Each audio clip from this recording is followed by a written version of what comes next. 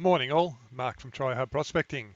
This video is a continuation from the video I did the other day called Geovic and how to create a prospecting map. I suggest if you haven't seen it and you're interested in creating maps, I would look it up in my YouTube channel. As I said, it runs you through the very basics from how to access Geovic, what is it, creating my very first map and actually printing it. Fantastic resource to start with. Today I thought I'd step it up and talk about QGIS, better known as Quantum Geographic or Geospatial Information System. It's basically an advanced mapping system. GIS is very popular out there in the industry, used for everything from forestry to parks to housing to power cables. It's a way of mapping, representing different layers on a georeference grid and building custom maps. And you can do lots of advanced things with it, creating heat maps, elevation profiles, you name it, way beyond the scope of what I'm capable of. As I said, I've picked up QGIS as a mapping tool for creating my advanced maps. You may find it useful. You may find it a bit complex. There's lots of support out there. As I said, it's open source. Huge community support, lots of how-to videos, lots of fantastic documentation. I've been self-taught, and yeah, love it. So yeah, I thought we'll get started. If you're interested, you simply Google QGIS and you're going to end up on the QGIS website. As I said, it's free, open source, and yeah, if you're interested, download it. They've got, as I said, they've got tutorials. They've even got a test map set which comes with the product, so you can actually have a look at it. It works on a layer principle similar to Geovic, where you basically select your layers and you order them depending on what information's more important than others, and you can set the transparency level so you can really focus on the subject you're interested in. For us, it's gold prospecting. So yeah, I'll get into it. All right, it runs on Linux, Windows, Mac OS. Very similar toolbars to most Windows applications. You can hover your mouse over, it'll give you tooltip pop-ups of what all the tools do. Okay, left-hand side, basically identical to Geovic. You have your layer tree, where you basically add layers. Layers can come from, well, there's two styles of layers. There's raster and vector. Key difference is raster images, typically TIFFs, JPEGs, image files. Think of it like a Google Earth satellite image or a OpenStreetMap map or maybe a prospecting quarter sheet for people who are familiar with that. And then you have vector graphics, and vector graphics are things like points of interest, waypoints, lines, polygons, shapes. So basically they're used for, you may want to represent a reef line or a fault on a map. You can actually draw it as a vector line and actually label it, and then you can actually have that layer turned on and off and applied to different maps. So it's not bound to that one image. So as I said, the sources, there's lots of sources. There's local files, images. You can pull in data from databases. WMS is a very popular system out there, web map service. You have web map vector service, web map tile service, web map feature service, and that's a way of government agencies and other companies actually serving up geographic or geospatial information so you can consume it as an end user. Victorian government has quite a number of fantastic websites. I'll just bring it up. They have a website called the Victorian Open Data Initiative. From here, virtually all data services in different formats are available to the public. I won't go too deep in it because I mean there's thousands of data services, But if we wanted to find something relevant to, say, mining, we could click on Find Spatial Data. You select your organisation. We just happen to select Department of Jobs, Precincts and Regions. Over the right, you've got the type of data. We want spatial data. And then we've got the format. I mean, lots of these formats you'll understand, CSV files, comma separated files, document files, Word document files, HTML web pages, images, all the way through KML files for keyhole markup language to Google Earth, shape files we can use shape files in GIS, as I mentioned shapes earlier on. WMS is the web map service. If we select that and apply our filter, it's going to come back with a number of data sets we can consume. As we'll see, there's 92 data sets that have been found. If we start going through them, we'll see things like exploration licenses are no longer active. That's relevant to prospecting. Geological rock types, rock type polygons, geophysical structure lines, rock site locations. This is really starting to get into, here's a classic, historical mining activity. That data feed actually plots every known mine in Victoria with metadata description of the actual mine. As I said, fantastic data. Once you get what you need, you add it to your project and you can start consuming the services and building your maps. I'm not going to go into this because this is getting a bit complex. I just wanted to make you aware that this type of information is available to the public and anyone can consume it. If we go back to QGIS, left-hand side, whole bunch of layers. Same concept as Geovic, you add your layers. If we start going through some of the layers I've added, typical layers I use, let's look, Google Earth, satellite imagery. If little box next to it, that's either the layers on or the layers off. If I select it, guess what? It loads a Google Earth image in for me. Fantastic starting point. It's quick and it's global. So instead of using the Google Earth app, you can actually consume Google Earth within your application. And if we zoom out, we're somewhere in the ocean. It's loading it as tiles. So what it does, it takes the image, carves out into little tiny tiles and serves the tiles depending on the resolution. It's an efficient format of actually transmitting data across the internet. All right, we'll turn that off. We've got OpenStreetMap. We've got state parks managed in Victoria. If I select that, and if we want to actually get to that layer, we can right click on any item and select zoom to layer. This is going to start to load in what we call state parks. It doesn't look much at the moment, but if we actually turn on Google Earth, we've now got both layers, Google Earth and state parks, but you'll notice something's happened. Our state park overlays have disappeared. This is where we've got the layer ordering. Think of it as a whole bunch of sheets of glass. Every sheet of glass has got something different drawn on it, and depending on the position of the glass in the stack, depends on whether you can visibly see that information or not. We can actually select any layer, left click, hold our mouse and drag it above another layer and it'll suddenly appear on top. So suddenly we've got Google Earth with state park overlays.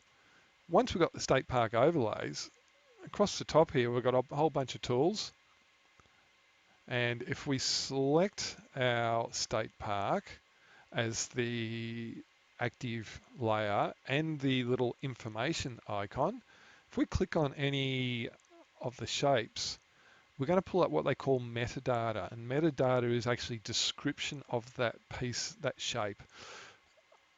Different formats, HTML, it's not that readable.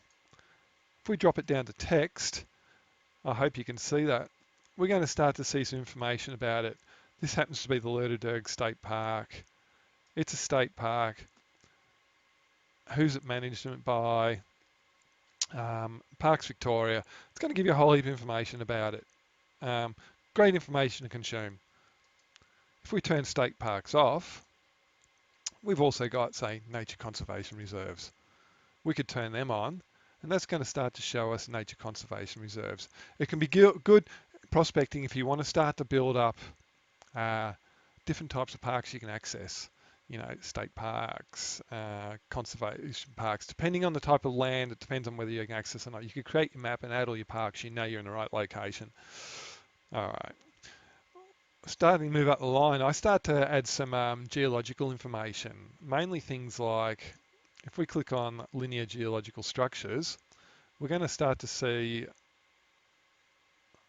bunch of lines starting to appear, and these have been drawn, and these are separate from the Google Earth layer. If we actually select it as the active layer and select that structure there, it's going to give us information about the structure itself. Okay, this one happens to have no features were found. If they've got information, it might be it's an anticline, a syncline, it could be a known fault. There's a whole bunch of things it could be, but it can help you actually create a map. Much like under Geovic, I added fault lines, and that added our reefs in, which obviously was the type of information a Gold Prospector requires. Okay, so what I'm going to do is we'll just keep moving up some of the items I actually have got in there. I've got things like shallow working leads. And if we add them, it's actually going to draw all the shallow workings that have been identified by the government. And we'll start to see they're starting to overlay. And if we actually select one of them, I happen to pick one that's got no information as well. Oh, not, as I said, not all the data's got metadata associated with it, but you'll see that these are actually starting to follow a lot of the old creek beds and where the old timers have worked.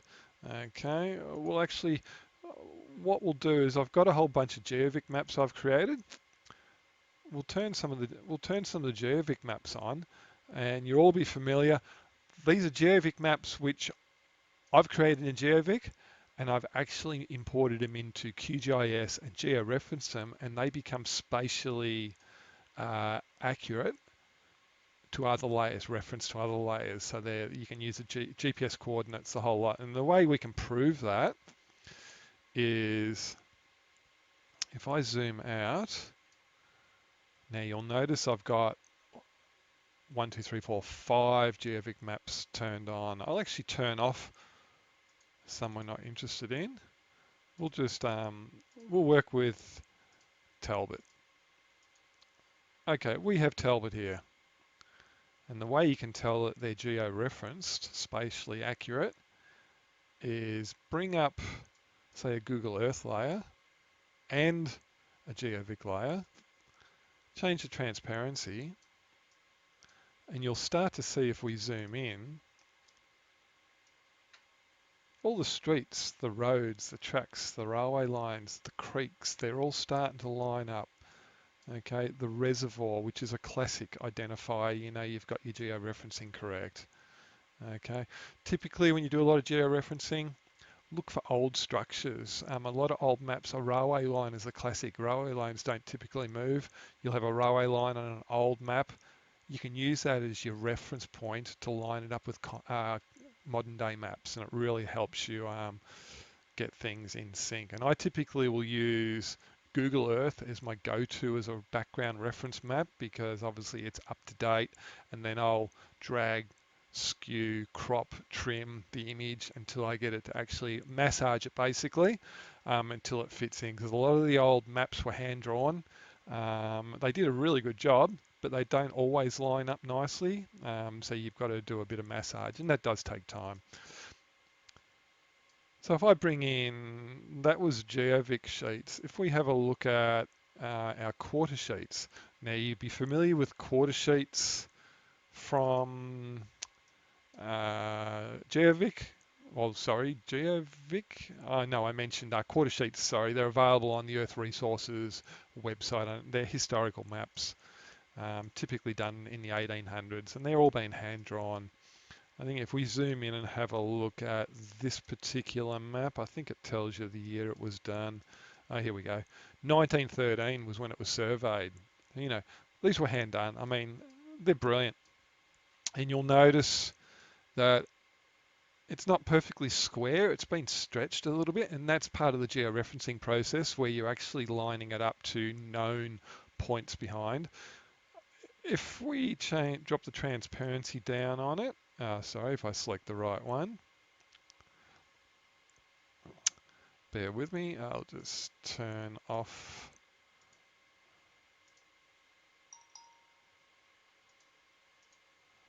Must be on that one. Okay, we're on the Maryborough quarter sheet. We have the opacity. If we actually change the opacity, we can start to see the background. We're going to start to see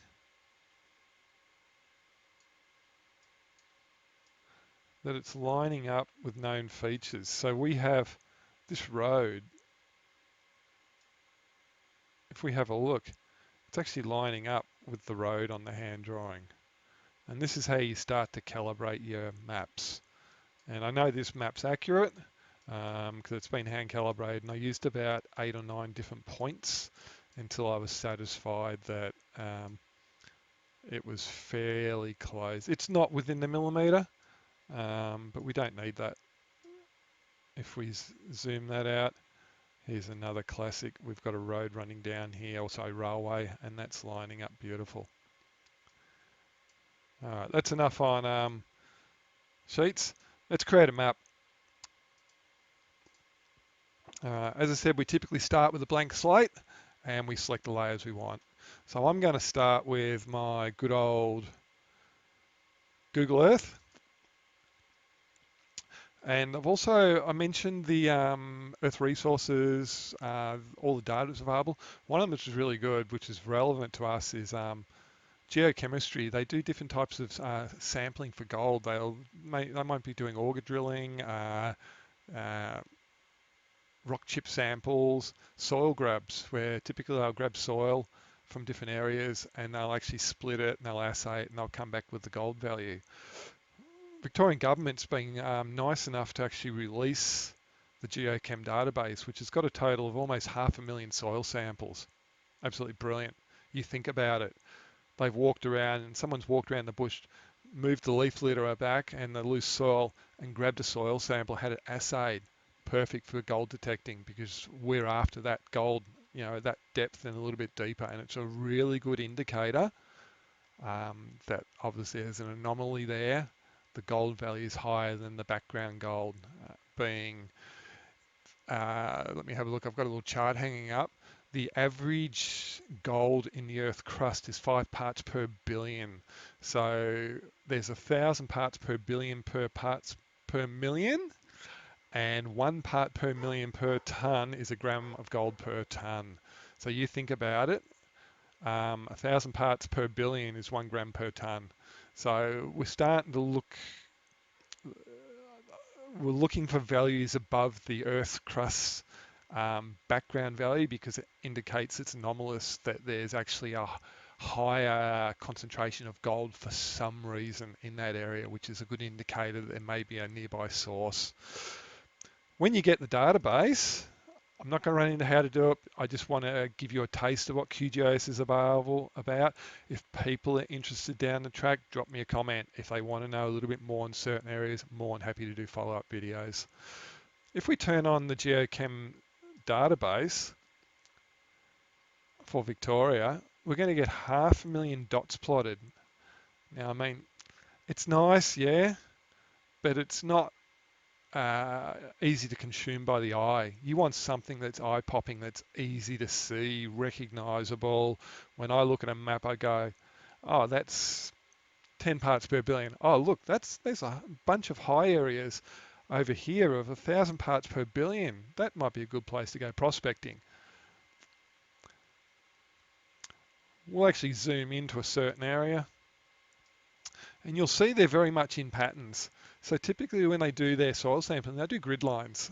They might be 100 metres apart, 200 metres apart, 20 metres apart. It really depends on the how much money they've got. how much time they've got, because obviously it's expensive to do. If they find an area, they might do an initial soil sample wide grid, and they might hit a certain area that's got some higher values, so they might go back and do an infill survey where they'll actually decrease the spacing of their soil samples, and it really helps them hone in on possible source where the concentration is. If we have a look at a lot of these values, a lot of them have got minus 999 means no appreciable gold at all. If we look at this one, oh, we've got a value of 800 here. That's interesting. If we want to actually have a look at the information associated with the soil grab, we select our information toolbar button and we actually click on the icon or the point, and it's actually going to give us a bunch of information. It's going to tell us it's a geochemistry sample. I'll just zoom this out a bit. A feature code, a site ID. Who was the company that actually requested the soil sample? Pennzoil of Australia. What prospect was it? What was the value part AU? Okay, down here we've got all our different element types. You'll notice a lot of them, you know, you've got iron, you've got zinc, you've got copper, you've got gold. They may test for all the elements, they may only test for gold. It really depends on what type of commodity they're looking for. And if we scroll through, you can see bunch and bunch of information. We start to look at our map IDs. Now these are the geological map IDs, 1 to 25,000, 1 to 50, 1 to 100,000. What's the map code for that area? Okay, if you want to start pulling up the maps. What datum did they use when they recorded it? GDA 94. What UTM zone was the area? 54. Even coordinates for UTM easting and northing. So you know exactly where that soil sample was consumed or taken from, and longitude, latitude. I mean, the information, it's a dot on the screen, but the information served behind it is priceless. That's okay, you know, I've got 500,000 dots on the screen, but to me, I don't like that. So what I do is I actually take the data and I actually categorize it, and I actually break it up into parts per billion values and have a heat map. And I've based this heat map on a lab in Kalgoorlie. When they do their assays, they actually, or when their assays come back and when the reports are written, these color standards seem to be used quite a bit. So I thought, oh, I'll stick with it. And I've changed the shape so it stands out. Now, if we have a look at that, okay, a bunch of dots, and then we turn the layer on I've created, turn that one off. Suddenly we've got, it's more human readable. As I said, the average crust background gold is 5 parts per billion. So I've categorized all of the gold samples. You'll notice that from 0 to 10, which is typically, it's not anomalous, it's background, there's 80,000 soil samples. If we want to exclude them from the image, we turn them off. Have a look now. I mean, the map is just so much easier to consume. If I'm not interested in 10 to 19, I can knock them out. I'm not interested in 19 to 49, I knock them out. The map now is simplified. It's really starting to hone in on the information you need. And if we look at a certain area, and we can zoom in here,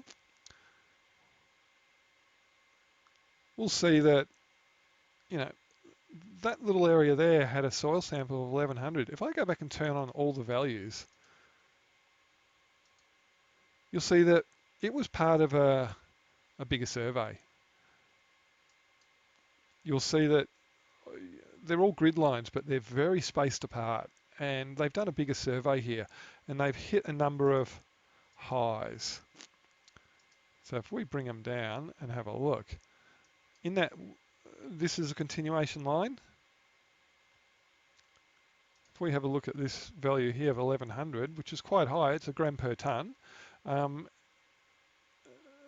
It was a shallow auger soil sample. That's typically within the first approximate metre of topsoil or top of the crust, which is detectable depth, not for a gram, but not for me anyway. Um, and it was done by BHP Minerals, part of their Moisten project. Again, they were testing for gold because all the others are null, so they were they were only after gold. So yeah, and as I said, what maps they're available on the geological maps, the UTM coordinates and your longitude, latitude. Okay, that's fine, but that's Google Earth. I don't use Google Earth in my field maps. I typically use Geovic and quarter sheets and various other maps I have. If I turn on our Geovic Maps, and we'll actually go back to an area of interest, which happens to be Talbot, good old Talbot. I'll pick on Talbot. We'll notice around Packhorse Reef, lots of people would know this area for the surfacing, etc. Possum Gully, super high values. I mean, super high values galore. If I actually turn off a Geovic and start to have a look at some of the anomalies, I mean, we're talking the magentas, so these are high values. You know, there's one at 3,000, that's 3 grams per tonne. If we actually have a look at that value,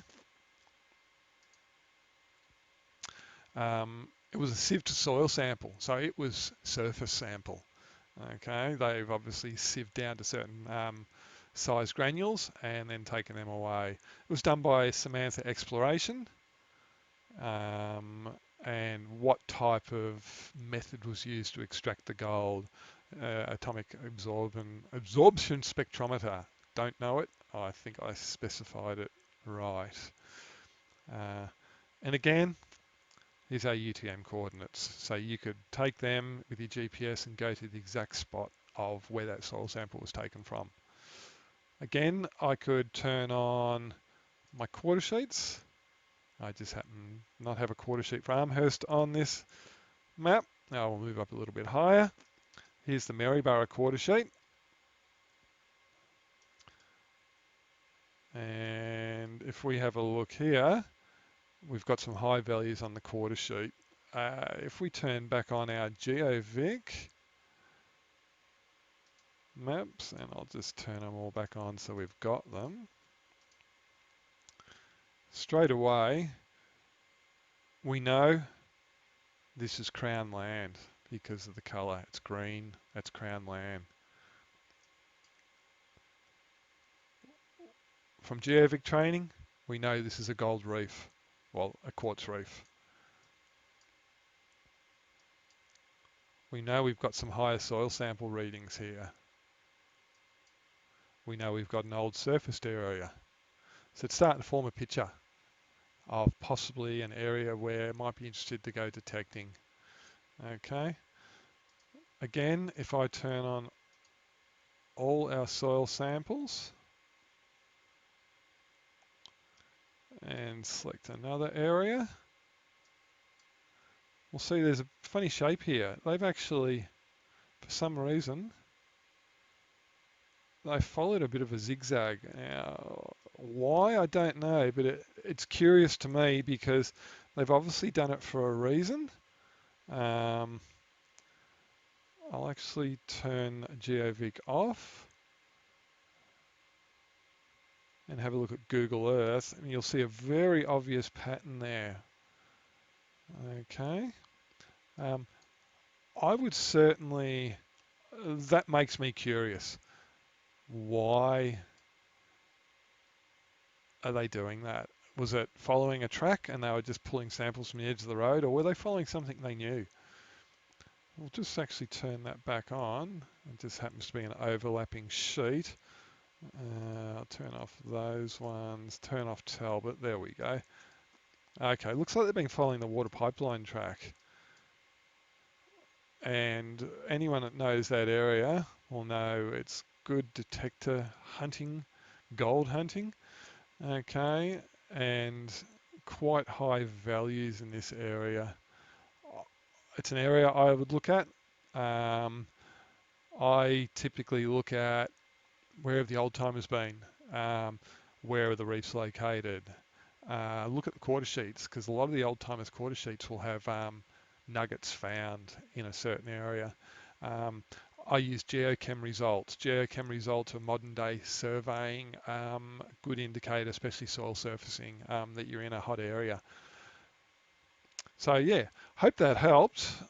From here, everything's georeferenced. So if we have a look down here, here's our coordinate reference system UTM, our map scale, and if we move our mouse pointer down the bottom of the screen, you'll see georeferencing details. So from here, you could pinpoint exactly where I want to go, put it in my GPS. If you're more advanced, you can actually take this map on the screen, export it, and then bring it into a navigation mapping program and actually have it as a real-time map. So yeah, hope you enjoyed it. I know it was a lot to cover. I only scratched the surface, but it's more to give you a taste of there's so many great resources out there. I mean, it's mind-boggling. The internet is a wonderful world of information to consume, and yeah, I can't get enough of it.